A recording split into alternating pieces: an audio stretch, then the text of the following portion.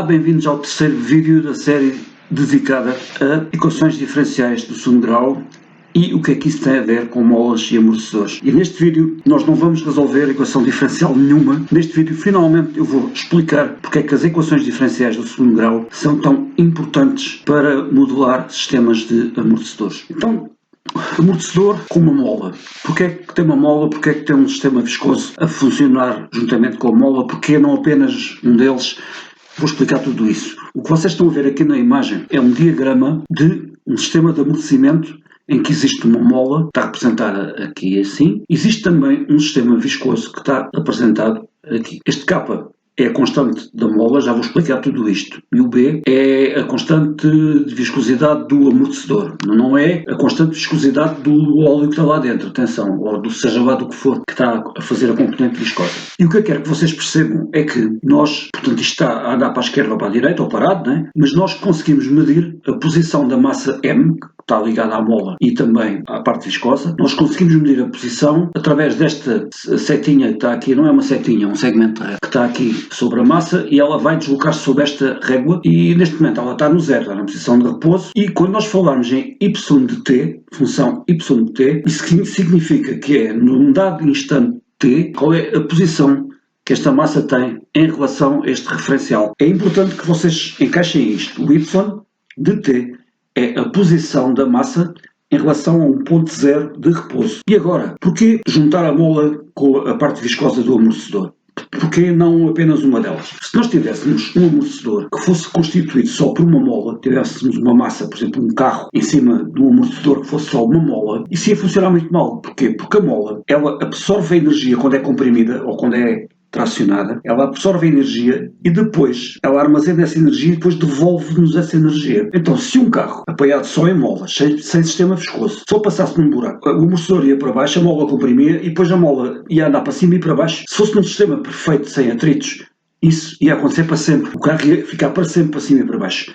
Isso não acontece porque existem atritos. Mas o que é preciso entender é que esse sistema não ia funcionar bem. O carro ia andar para cima e para baixo, ia ser muito desconfortável para quem fosse dentro do carro. Se tivéssemos um amortecedor que não tivesse a mola, tivesse apenas a componente viscosa, vamos imaginar, por exemplo, um hidráulico, ok, sem a mola o sistema perde a memória da posição de repouso, ele não sabe onde é que é a posição de repouso. A mola é que leva ou traz a massa para a posição inicial. Posição y igual a zero. Se um carro estivesse apoiado em amortecedores que apenas tivessem a parte hidráulica, apenas a parte viscosa, e não tivessem molas, quando o carro passasse num buraco, os amortecedores comprimiam e não vinham para cima. Ficavam sempre naquela posição. Já estamos a começar a ver que um amortecedor, para funcionar como deve de ser, tem que ter as duas componentes. Tem que ter uma componente que vai travar o movimento, que vai ser a componente viscosa, vai dificultar o movimento da massa e por outro lado temos que ter outra componente que vai trazer a massa para a posição inicial. Propriedades da mola, penso que é no 10º ano que se aprende as molas ou no 9º, já não me lembro. A mola,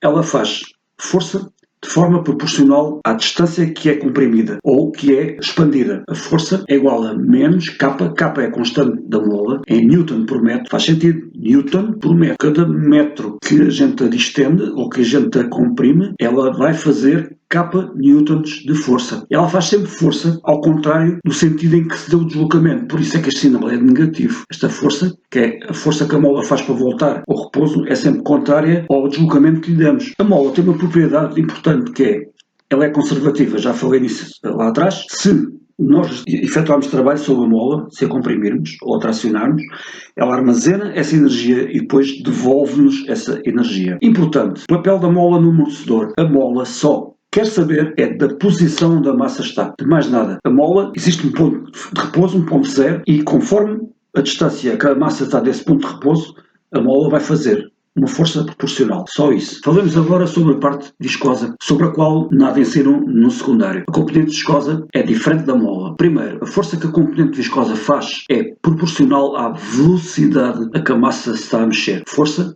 é igual a menos B, em que B é a constante de amortecimento viscoso, portanto não confundir com a viscosidade do óleo do amortecedor.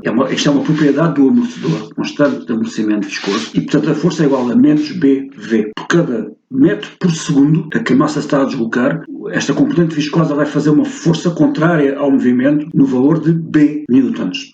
Também é negativo, porque ela opõe-se sempre ao movimento da massa. As unidades de B, newton por metro por segundo. Claro que nós podemos operar estas unidades que costumam aparecer mais comumente descritas desta maneira, newton vezes segundo por metro. Ao contrário da mola, esta componente viscosa, ela é dissipativa. Portanto, quando nós efetuamos trabalho sobre ela, ela liberta calor, ela não devolve este trabalho ao sistema, ela liberta calor. E isto vai ser uma coisa muito importante para que o amortecedor funcione, senão o amortecedor também não funcionava. Chamar a atenção, a componente viscosa no amortecedor, ela só quer saber é da velocidade a que a massa está a deslocar. A posição em que a massa está, ao contrário da mola, a posição onde a massa está não tem a mínima influência. Agora, a velocidade a que a massa está a deslocar, quanto mais depressa a massa se estiver a deslocar, mais força a componente viscosa vai fazer para travar o movimento. Temos então as duas coisas a trabalhar ao mesmo tempo, uma mola e uma componente viscosa. Vamos fazer um resumo das forças que estão envolvidas. Então, a primeira força que nós temos de ter em consideração, vamos chamar de força inercial. A massa tem uma inércia. Para acelerarmos essa massa que está ligada ao amortecedor, para acelerarmos ou para desacelerarmos, tem que haver uma força que faz isso. E a força inercial, eu meter aqui um I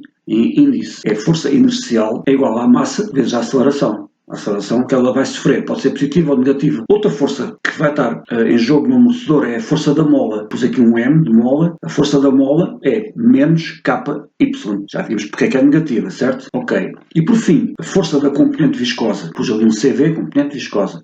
Vai ser menos B, que é a tal constante de viscosidade do amortecedor, menos B vezes V. V, a velocidade a que a massa está a deslocar. Estas três forças vão estar presentes ao mesmo tempo. Só que isto pode ser escrito de outra maneira. Vejam bem, temos aqui, força inercial é igual à massa vezes a aceleração. Mas a aceleração, lembrem-se, nós temos uma função de t, que é a função y, e essa função, conforme o instante que nós damos à função, ela devolve-nos a posição da massa. A aceleração é a segunda derivada de uma função que dá uma posição. Portanto, se nós derivarmos a função y duas vezes, vamos obter uma aceleração. Então, esta força inercial pode ser escrita como m y dois linhas. Aqui, na força da mola, não vamos alterar nada, vamos escrevê-la tal e qual como está, menos KY.